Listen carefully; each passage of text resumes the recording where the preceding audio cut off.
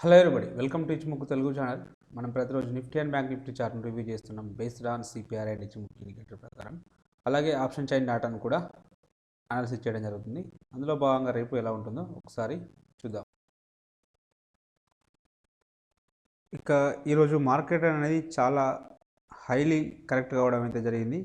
So ఎందుకంటే main reason వచ్చేసి crude oil prices అనేవి చాలా పెరుగుతున్నాయి కాబట్టి సో మార్కెట్ అనేది డౌన్ సైడ్ రావడం జరిగింది. ఎట్ ద సేమ్ టైం అసలు ఈ క్రూడ్ ఆయిల్ ప్రైసెస్ పెరగడానికి మెయిన్ కారణం రష్యా ఉక్రెయిన్ క్రైసిస్ అనేది కొనసాగుతుంది. సో అది కొనసాగితే మెయిన్ గ్యాస్ అంటే ఈ క్రూడ్ ఆయిల్లో సప్లైలో ప్రాబ్లం వస్తుంది కాబట్టి డెఫినెట్గా సో మనకు ఈ క్రూడ్ ఆయిల్ ప్రైస్ అనేది ఇంక్రీజ్ అవుతూ ఉంది. సో దానివల్ల ఇన్ఫ్లేషన్ పెరుగుతుంది. సో ఓవరాల్గా ఎకానమీ అనేది దెబ్బతింటుంది కాబట్టి సో మార్కెట్లు అనేవి గ్లోబల్గా కూడా చాలా కరెక్ట్ కావడం అయితే జరిగింది. సో అందులో భాగంగా మనది కూడా చాలా అంటే చాలా కరెక్ట్ కావడం అయితే జరిగింది. సో కొంచెం కాషియస్గా ఉంటే బెటర్. మనం ఆల్రెడీ డైలీ చెప్తున్నాం.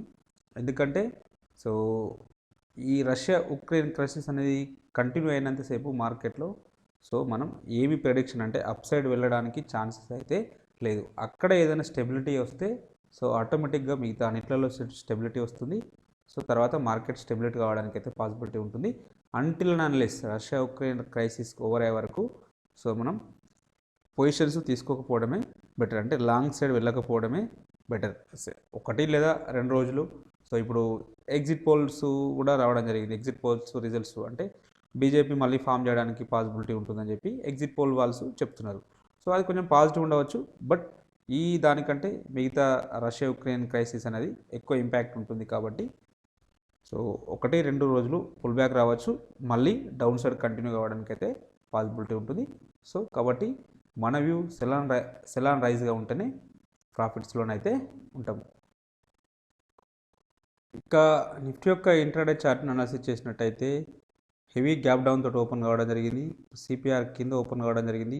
ఆల్ లెవెల్స్ అంటే S1 S2 కింద కూడా ఓపెన్ కావడం జరిగింది. సో ఈ సందర్భంలో బిగినర్స్ అయితే మార్కెట్కు దూరం ఉంటేనే బెటర్స్. ఎక్స్పీరియన్స్ ట్రేడర్స్ అయితే మాత్రమే డెఫినెట్గా మార్కెట్లో పార్టిసిపేట్ చేయాలి. పర్టికులర్గా ఇలాంటి ఈ క్రైసిస్ ఉన్న డేస్లలో సో మార్కెట్ అనేది ఇలా హెవీ గ్యాప్ డౌన్స్ తోటి ఓపెన్ అయినప్పుడు, గ్యాప్ అప్ తోటి ఓపెన్ అయినప్పుడు సో అక్కడ నుంచి ఇంకా కిందికి వెళ్తుందా లేదా అప్ సైడ్ వెళ్తుందా తెలియని పరిస్థితి అయితే ఉంటుంది. ఇన్ జనరల్గా చూడండి. సో ఇక్కడ చూడండి ఇంత పెద్ద అంటే ఒక 5 minutes క్యాండిల్లోనే ఒక 400 పాయింట్స్ మూవ్ అనేది ఉన్నది నిఫ్టీలో. అంటే చూడండి. సో ఈ సందర్భంలో మనం ఎంత స్టాప్ లాస్ పెట్టినది కూడా హిట్ కావడానికి అయితే పాసిబిలిటీ ఉంటుంది. సో కాబట్టి సో జనరల్గా అంటే ఇక్కడ ఈ లో కింద సెల్ చేసి అంటే ఇది అన్ని డౌన్ సైడ్ వస్తున్నాయి కదా అని చెప్పి ఈ లో కింద సెల్ చేసి ఇక్కడ స్టాప్ లాస్ లేదంటే ఇక్కడ స్టాప్ లాస్ పెట్టినా కూడా అది ఈజీగా అంటే విత్ ఇన్ 1 క్యాండిల్లోనే హిట్ చేయడానికి పాసిబిలిటీ ఉంటుంది. కాబట్టి సో ఇలాంటి మార్కెట్లో బిగినర్స్ అయితే దూరంగా ఉంటే బెటర్. సో లేదు అంటే క్యాండిల్ క్లోజ్ అయ్యే వరకు వెయిట్ చేస్తే ఇంకా బాగుంటుంది. సో అంటే డైరెక్ట్ ఒక ఫిక్స్డ్ ప్రైస్ స్టాప్ లాస్ కాకుండా క్యాండిల్ క్లోజ్ అయ్యే వరకు వెయిట్ చేస్తే మనం బెటర్ అయితే ఉంటుంది. బట్ అది ఓన్లీ ఎక్స్పీరియన్స్ ట్రేడర్ మాత్రమే చేయగలుగుతారు. నార్మల్ అయితే సో బిగినర్స్ అయితే చేయలేరు. చూడండి. సో మళ్ళీ తర్వాత నార్మల్గా మళ్ళీ అప్ సైడ్. సో ఇంత పెద్ద బిగ్ క్యాండిల్ మళ్ళీ అప్ సైడ్ చాలా వోలటైల్ అంటే చాలా వోలటైల్ ఉంది. సో కాబట్టి కొంచెం కాషియస్గా ఉంటే బెటర్.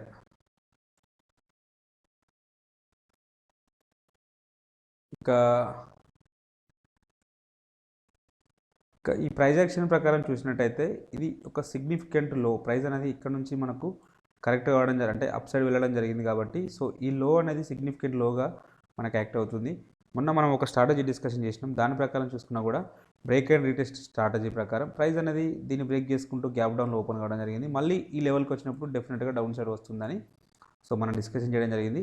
సో ఆ స్ట్రాటజీ ప్రకారం సో మనం ఇక్కడ అంటే ఆర్డర్ గిట్ట ఒకవేళ ఈ లెవెల్కి వస్తుందని చెప్పి మనం ఆర్డర్ పెట్టినట్టయితే డెఫినెట్గా ఈ లెవెల్ నుంచి మళ్ళీ డౌన్ సైడ్ అయితే రావడం జరిగింది. సో బట్ ఇది ఓన్లీ ఎక్స్పీరియన్స్ ట్రేడర్కి మాత్రమే, బిగినర్స్ మాత్రం చేయకూడదు. ఎందుకంటే ఈ హ్యూజ్ వోలటైల్లో మాత్రం మన స్టాప్ లాస్ హిట్ కావడానికే పాసిబిలిటీ అయితే ఉంటుంది. బట్ ఈ లెవెల్ అనేది వర్కౌట్ అయితే కావడం జరిగింది. సో కాబట్టి ఇలాంటి లెవెల్స్ దగ్గర మనం స్మాల్ స్టాప్ లాస్ తోటి ఎంట్రీస్ అయితే తీసుకోవడానికి అవకాశం అయితే ఉంటుంది. కంపేర్ టు ఇంత అంటే 200-300 పాయింట్స్ స్టాప్ లాస్ బేర్ చేసే కంటే సో ఇక్కడ ఒక 52 మ్యాక్సిమం 100 పాయింట్స్ స్టాప్ లాస్ని బేర్ చేయవచ్చు. సో అలా బేర్ చేసినట్టయితే మనం స్టాప్ లాస్ బేర్ చేసిన దానికి మోర్ దెన్ 1:2 టైమ్స్ 3 టైమ్స్ పైన టార్గెట్స్ రావడానికి అయితే పాసిబిలిటీ ఉంటుంది.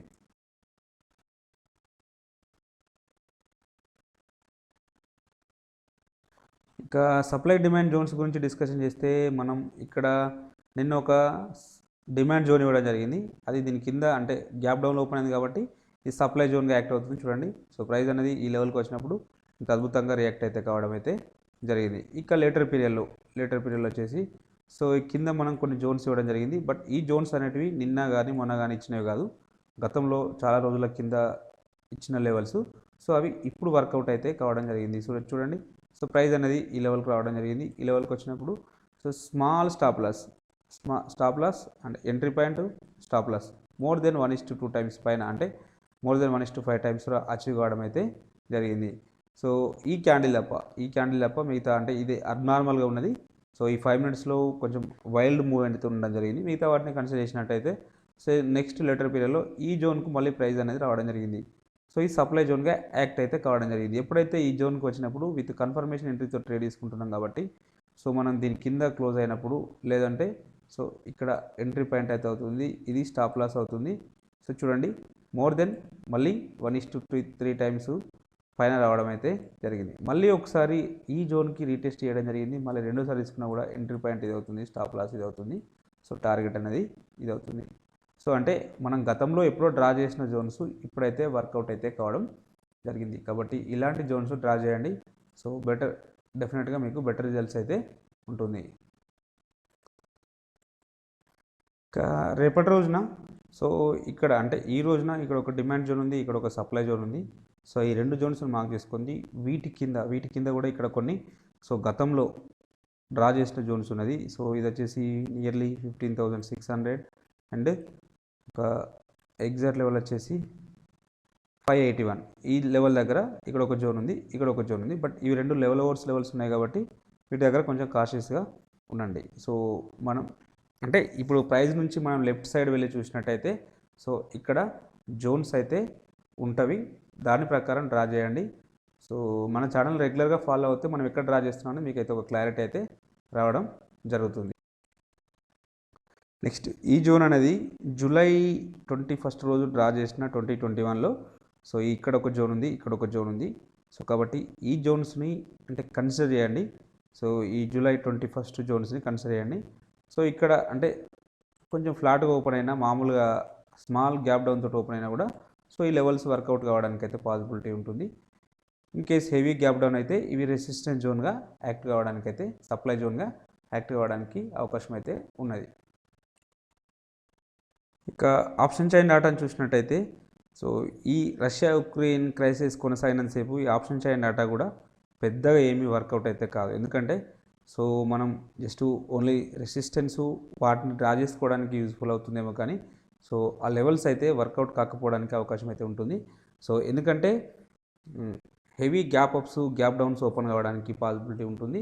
సో మనం ఒక లెవెల్ అనుకుంటే ఒక లెవెల్ను ఇంకా అంటే ఏదైతే హైయెస్ట్ ఓపెన్ ఇంట్రెస్ట్ బిల్డప్ అయింది సో ఇమీడియట్గా ఆ టైం వరకు మళ్ళీ సో అక్కడ చేంజెస్ కావడానికి పాసిబిలిటీ ఉంటుంది. కాబట్టి సో దీన్ని కొంచెం అంటే ఈ రోజులలో పర్టికులర్గా ఈ క్రైసిస్ కొనసాగుతున్న రోజులలో ఈ ఆప్షన్ చైన్ డాటాను మనం వదిలేసినా కూడా పెద్ద ఇబ్బంది ఉండదు. బట్ 1-2 లెవెల్స్ని మార్క్ చేసుకుందాం. సో నిఫ్టీలో హైయెస్ట్ ఓపెన్ ఇంట్రెస్ట్ అనేది 16,500, సెకండ్ హైయెస్ట్ ఓపెన్ ఇంట్రెస్ట్ అనేది సో ఇక్కడ ఉన్నది. సో ఈ లెవెల్ వచ్చేసి 16,300. నిఫ్టీ అప్సైడ్ వస్తే ఫస్ట్ రెసిస్టెన్స్ సెకండ్ రెసిస్టెన్స్ ఇక్కడ ఉంటుంది. అలాగే ఓవరాల్ సినారియోని చూసినట్టయితే షార్ట్ బిల్డప్ కావడం జరిగింది కాబట్టి నెగిటివ్ ఉండడానికి అవకాశం అయితే ఎక్కువగా ఉన్నది. ఇక పుట్ సైడ్లో చూసినట్టయితే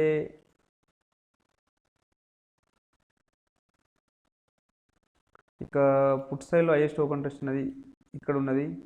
సో ఈ లెవెల్ వచ్చేసి 15,500, సెకండ్ హైయెస్ట్ ఓపెన్ ఇంట్రెస్ట్ అనేది సో ఇక్కడ బిల్డప్ అయింది. సో కాబట్టి నిఫ్టీ డౌన్ సైడ్ వస్తే ఫస్ట్ సపోర్టు సెకండ్ సపోర్ట్ ఇక్కడ ఉండడానికి అవకాశం అయితే ఉన్నది. ఇట్లా సిగ్నిఫికెంట్గా ఒకే రోజు హైయెస్ట్ ఓపెన్ ఇంట్రెస్ట్ అనేది సో ఇక్కడ ఉంది. కాబట్టి 15,500 అనే లెవెల్ మనకు స్ట్రాంగ్ సపోర్ట్ లాగా యాక్టివ్ చేయడానికి అయితే పాసిబిలిటీ ఉన్నది. అలాగే ఓవరాల్ సినారియో చూసినట్టయితే సో లాంగ్ బిల్డప్ అయింది, పుట్ సైడ్లో లాంగ్ బిల్డప్ అయింది కాబట్టి నెగిటివ్నే కంటిన్యూ కావడానికి అయితే అవకాశం అయితే ఉంటుంది. నిన్న మనం చెప్పాము ఈ లెవెల్స్ బ్రేక్ చేసుకుంటూ డౌన్ సైడ్ వస్తే సో డెఫినెట్గా ఇక్కడ ఒక సపోర్ట్ ఉంటుందని చెప్పాము చూడండి. సో ఎగ్జాక్ట్గా అంటే ప్రైస్ అనేది ఇవేందో అంతకంటే లో వెళ్ళి మళ్ళీ ఇక్కడే క్లోజ్ కావడం జరిగింది. మేబీ ఇక్కడ 1 or 2 days మేబీ ఇంకొక రోజు కూడా మనకు ఈ లెవెల్ దగ్గర ఆగడానికైతే పాసిబిలిటీ ఉంటుంది. సో ఇక ఇప్పుడు నెక్స్ట్ ఈ లెవెల్ బ్రేక్అవుట్ వచ్చింది కాబట్టి సో ఇవాళ డోజీ టైప్ క్యాండిల్ రావడం జరిగింది. ఈ డోజీ టైప్ క్యాండిల్ వచ్చింది కాబట్టి ఈ హైలో అనేది ఇంపార్టెంట్. ఈ హై అంటే లో సైడ్ బ్రేక్అవుట్ అయితే ఇంకా డౌన్ సైడ్ వస్తుంది, హై సైడ్ బ్రేక్అవుట్ అయితే సో ఈ గ్యాప్ ఫిల్ చేయడానికి అవకాశం అయితే ఉంటుంది. సో అప్ సైడ్లో వెళ్తే ఈ గ్యాప్ లెవెల్ వరకు వెళ్తుంది. అంటే ఈ గ్యాప్ వచ్చేసి ఎంత ఉన్నది, సో 16,136 అంటే ఇక్కడ వరకు వెళ్ళడానికైతే ఛాన్స్ అయితే ఉంటుంది. అంటే 100 నుంచి 150 వరకు వెళ్తుంది. సో ఒకవేళ లేదు మళ్ళీ ఈ ఫ్లాట్ ఓపెన్ అయితే డెఫినెట్గా ఈ లోస్ని ఒకసారి అయితే టెస్ట్ చేయడానికి పాసిబిలిటీ ఉంటుంది. లోస్ వచ్చేసి 15,736 కాబట్టి ఈ 700 దగ్గర ఉన్నది కాబట్టి ఈ లోస్ని టెస్ట్ చేయడానికి పాసిబిలిటీ ఉంటుంది. ఇన్ కేస్ ఒకవేళ ఈ లోస్ బ్రేక్అవుట్ అయితే సో ఈ లోస్ బ్రేక్అవుట్ అయితే నెక్స్ట్ ఎక్కడ వరకు వెళ్ళడానికి ఛాన్సెస్ ఉన్నదంటే సో ఆల్రెడీ ఈ లెవెల్ దగ్గర అంటే ఇవాళ ఒకసారి ఈ లోస్ అన్నీ బ్రేక్అవుట్ కావడం జరిగింది.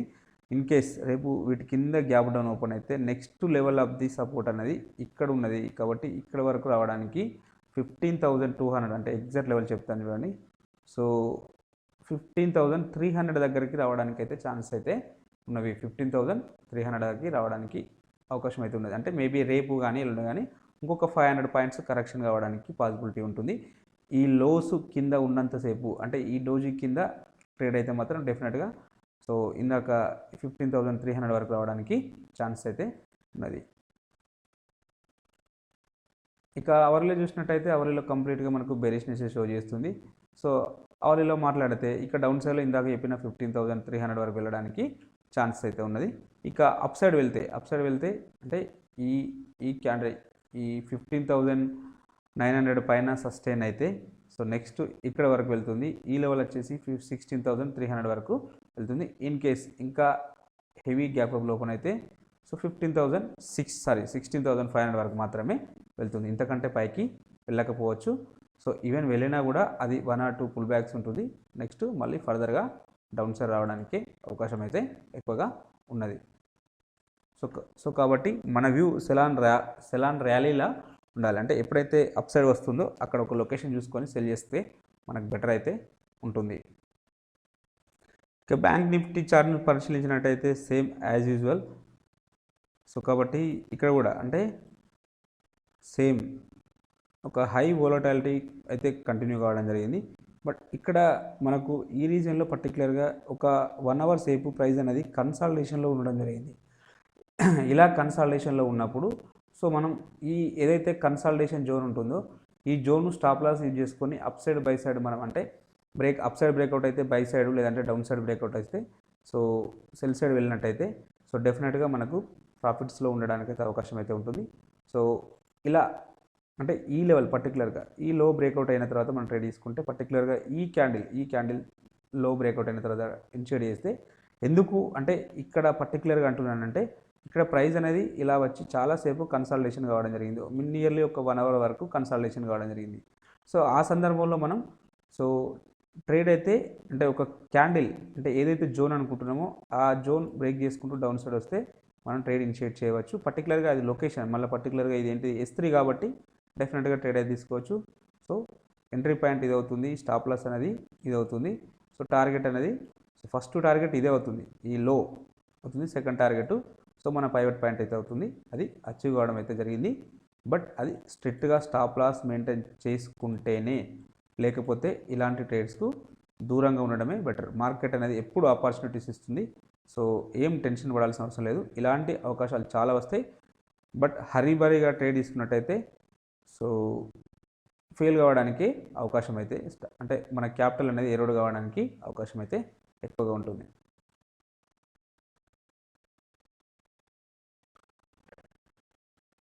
ఇక బ్యాంక్ నిఫ్టీలో సప్లై జోన్స్ డిమాండ్ జోన్స్ గురించి డిస్కషన్ చేస్తే ఇక్కడ ఒక మనం జోన్ ఇవ్వడం జరిగింది. సో ఎగ్జాక్ట్గా ఈ జోన్ నుంచే రిజెక్షన్ అయితే రావడం జరిగింది చూడండి. సో అంటే ఇది ఎగ్జాక్ట్గా ఇక్కడ నుంచే రావడం జరిగింది. సో లేటర్ పీరియడ్లో మళ్ళీ ఒకసారి వెనుకకు రావడం జరిగింది, పుల్ బ్యాక్ వచ్చింది. పుల్ బ్యాక్ వచ్చినప్పుడు ఈ జోన్ బయట అంటే ఈ క్లోజ్ అయిన తర్వాత ట్రేడ్ తీసుకుంటాం. ఎంట్రీ పాయింట్ ఇది అవుతుంది, స్టాప్ లాస్ ఇది అవుతుంది. సో టార్గెట్ అనేది 1:2 టైమ్స్ అచీవ్ కావడం అయితే జరిగింది. అంటే ఇలాంటి క్వాలిటీ జోన్స్ డ్రా చేయండి. సో బెటర్ రిజల్ట్స్ అయితే ఉంటాయి. ఇంకా రేపటి రోజున ఇక్కడ ఒక డిమాండ్ జోన్ ఉంది, ఇక్కడ ఒక సప్లై జోన్ ఉంది. ఈ రెండు జోన్స్ని కన్సిడర్ చేయండి. ఇన్ కేస్ ఈ లెవెల్స్ బ్రేక్ డౌన్ చేసుకుంటూ వస్తే నెక్స్ట్ చాలా అంటే ఇక్కడ 24,890 అంటే 25,000 నియర్లీ 25,000 దగ్గర ఒక సపోర్ట్ అయితే ఉన్నది. బట్ ఇది చాలా దూరం ఉన్నది. బట్ బ్యాంక్ నిఫ్టీలో ఈ డైలీ ఒక 1000 పాయింట్స్ 2000 పాయింట్స్ వోలటైల్ ఉంటుంది కాబట్టి సో ఆ లెవెల్స్ కూడా టెస్ట్ చేయడానికి అవకాశం అయితే ఉంటుంది. కాబట్టి ఈ లెవెల్స్ని అయితే మార్క్ చేసుకోండి. ఇక్కడ ఇంకొక రెండు జోన్స్ కూడా ఉన్నాయి, వీటిని కూడా మార్క్ చేసుకోండి. బట్ ఇవి లెవెల్స్ ఉన్నాయి, కొంచెం కాషియస్గా ఉండండి ఈ లెవెల్స్ దగ్గర. ఇక బ్యాంక్ నిఫ్టీ ఒక ఆప్షన్ చైన్ డాటాను చూసినట్టయితే హైయెస్ట్ ఓపెన్ ఇంట్రెస్ట్ అనేది సో ఇక్కడ ఉంది. సో ఈ లెవెల్ వచ్చేసి 34,000. సెకండ్ హైయెస్ట్ ఓపెన్ ఇంట్రెస్ట్ అనేది సో ఇక్కడ ఉంది. ఈ లెవెల్ వచ్చేసి 33,500. బ్యాంక్ నిఫ్టీ అప్సైడ్ వస్తే ఫస్ట్ రెసిస్టెన్స్, సెకండ్ రెసిస్టెన్స్ ఇక్కడ ఉంటుంది. వీటిలో సిగ్నిఫికెంట్గా ఒక్కరు హైయెస్ట్ ఓపెన్ ఇంట్రెస్ట్ ఇక్కడ ఉంది కాబట్టి ఈ లెవెల్ మనకు స్ట్రాంగ్ రెసిస్టెన్స్ లాగా యాక్ట్ చేయడానికి అయితే పాసిబిలిటీ ఉంటుంది. అలాగే ఓవరాల్ సినారియో చూసినట్టయితే షార్ట్ బిల్డప్ కావడం జరిగింది కాబట్టి నెగిటివ్ ఉండడానికి అవకాశాలు ఎక్కువగా ఉన్నది. ఇక పుట్ సైడ్లో చూసినట్టయితే పుట్ సైడ్లో హైయెస్ట్ ఓపెన్ ఇంట్రెస్ట్ అనేది సో ఇక్కడ ఉన్నది. ఈ లెవెల్ వచ్చేసి 32,000. సెకండ్ హైయెస్ట్ ఓపెన్ ఇంట్రెస్ట్ అనేది సో ఇక్కడ ఉంది కాబట్టి బ్యాంక్ నిఫ్టీ డౌన్ సైడ్ వస్తే ఫస్ట్ సపోర్ట్, సెకండ్ సపోర్ట్ ఇక్కడ ఉంటుంది. అలాగే వీటిలో సిగ్నిఫికెంట్గా ఇక్కడ ఓపెన్ ఇంట్రెస్ట్ అనేది బిల్డప్ అయింది కాబట్టి ఈ లెవెల్ మనకు స్ట్రాంగ్ సపోర్ట్ లాగా యాక్ట్ అవుతుంది. అలాగే ఓవరాల్ సినారియో చూసినట్టయితే లాంగ్ బిల్డప్ అయింది, పుట్ సైడ్లో లాంగ్ బిల్డప్ అయింది కాబట్టి సో నెగిటివ్ ఉండడానికి అవకాశం అయితే ఎక్కువగా ఉన్నది. ఇక ఇచ్చుముఖి ఇండికేటర్ ప్రకారం చూసినట్టయితే ప్రైస్ అనేది క్లౌడ్ కింద ట్రేడ్ అవుతుంది కాబట్టి బెరిష్నెస్ షో చేస్తుంది. సో నిన్న మనం డిస్కషన్ చేశాము. సో ఈ లెవెల్ బ్రేక్అవుట్ అయితే next level of the support ఇక్కడ ఉందని చెప్పాము. సో ప్రైస్ అనేది అంటే కొంచెం అటు ఇటుగా అక్కడే క్లోజ్ అవ్వడం జరిగింది. ఇక్కడ నెక్స్ట్ లెవెల్ ఇన్ కేస్ ఇప్పుడు ప్రజెంట్ 32,900 దగ్గర ట్రేడ్ అవుతుంది. ఇన్ కేస్ ఫ్లాట్గా ఓపెన్ అయితే నెక్స్ట్ ఒకసారి ఈ లెవెల్ను టెస్ట్ చేస్తుంది. సో ఈ లెవెల్ వచ్చేసి 32,000.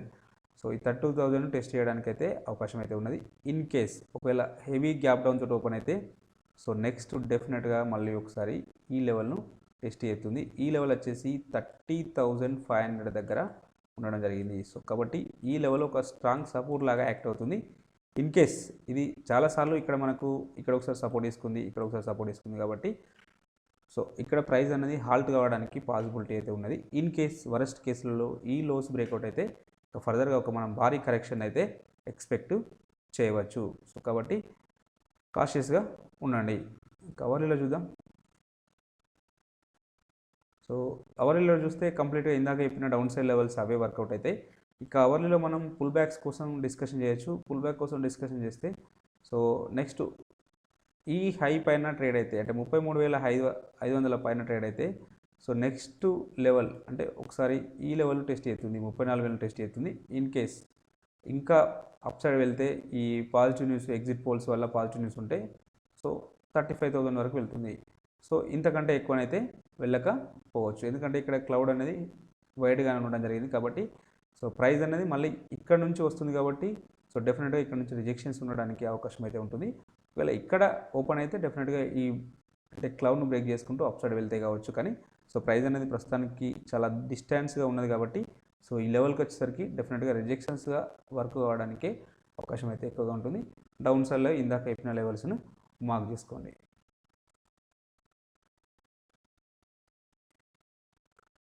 ఇక ఎఫ్ఐ డాటాను చూద్దాం. చూసినప్పుడు మళ్ళీ వీళ్ళు సెల్ చేస్తూనే ఉన్నారు. సో మళ్ళీ వీళ్ళు సెల్ చేస్తున్నారు, మన వాళ్ళు మళ్ళీ బై చేస్తూనే ఉన్నారు. బట్ ఈ సెల్లింగ్ ఆపితేనే మార్కెట్లో మనకు స్టెబిలిటీ అనేది అయితే వస్తుంది, లేకపోతే సో మనం ఒక బిగ్ కరెక్షన్ అయితే ఎక్స్పెక్ట్ చేయవచ్చు. మన లాస్ట్ టైం కరోనాలో వచ్చినప్పుడు ఏ విధంగా అయితే సెల్ చేశారో ఇప్పుడు అంతకంటే ఎక్కువ సెల్ చేస్తున్నారు కాబట్టి సో అంతకంటే ఎక్కువగా ఉండడానికి అంటే కరెక్షన్ ఉండడానికి అయితే అవకాశం అయితే ఉంటుంది. సో కాబట్టి కొంచెం వెయిట్ చేయండి. లాంగ్ టర్మ్ ఇన్వెస్ట్మెంట్ చేసేటోళ్ళకు బెటర్ ఆపర్చునిటీ కోసం అయితే వెయిట్ చేయండి. సో నేను దీని మీద నెక్స్ట్ అంటే సాటర్డే ఒక వీడియో చేస్తాను. సో మార్కెట్స్ ఇలా ఉన్నప్పుడు మనం ఎలాంటి లాంగ్ టర్మ్ ఇన్వెస్ట్మెంట్ కోసం ఎలాంటి అంటే స్టాక్స్ని బై చేయడానికి అవకాశం ఉంటుందో మన అంటే అప్కమింగ్ వీడియోలో డిస్కషన్ చేస్తాను, సాటర్డే కానీ సండే కానీ. సో లాంగ్ టర్మ్ ఇన్వెస్ట్మెంట్ చేసే వాళ్ళు మాత్రం డెఫినెట్గా ఈ ఎఫ్ఐ డేటాని దృష్టిలో పెట్టుకొని చేస్తేనే మీరు లాంగ్ టర్మ్లో ప్రాఫిట్లో ఉంటారు. సో వీళ్ళు కొంచెం స్టెబిలిటీ వచ్చే వరకు ఆగండి. వీళ్ళు ఈ సెల్లింగ్ అనేది ఆపేసిన తర్వాతనే మనం బై చేస్తే బెటర్ అయితే ఉంటుంది. సో ఈ రష్యా యుక్రెయిన్ క్రైసిస్ సెట్ కావాలి, ఈ క్రూడ్ ఆయిల్ ప్రైసెస్ అనేవి తగ్గాలి, తగ్గితేనే ఇన్ఫ్లేషన్ అనేది కంట్రోల్లోకి వస్తుంది. అప్పుడు మాత్రమే ఎకానమీ అనేది ముందుకు అంటే మార్కెట్లో ఇన్వెస్ట్ చేయడానికి ఎకానమీ కరెక్ట్గా ఉంటుంది. లేదంటే సో ఎఫ్ఐలు వెనుకకు వెళ్తుంటే సో తర్వాత మ్యూచువల్ ఫండ్లు కూడా వీళ్ళు రిటైల్ పీపుల్స్ మ్యూచువల్ ఫండ్ల నుంచి కూడా వాళ్ళ యొక్క తీసుకున్నారనుకోండి, ఇంకా మార్కెట్ కరెక్ట్ కావడానికి ఇంకా అవకాశం అయితే ఉంటుంది. ఫనిక్ సెల్లింగ్కి వెళ్ళిపోతుంది. అప్పుడు ఆ సందర్భంలో మాత్రం ఇంకా ఎక్కువ కరెక్షన్స్ ఉండడానికి అయితే అవకాశం అయితే ఉంటుంది. సో కాబట్టి ఈ డాటాను దృష్టిలో పెట్టుకొని ఇన్వెస్ట్మెంట్ చేస్తే బెటర్. అలాగే ఇంట్రాడే పర్పస్లో ఈ స్టాక్స్ని అయితే వాచ్ లిస్ట్లో పెట్టుకోండి. ఇవి నారో సిపిఆర్ ఉన్నాయి కాబట్టి ట్రెండింగ్ ఉండడానికి అవకాశం అయితే ఉన్నది. మీకు ఈ కంటెంట్ నచ్చినట్టయితే తప్పక లైక్ చేస్తూ షేర్ చేయగలరు, అలాగే సబ్స్క్రైబ్ చేసుకోగలరు. Thank you everybody.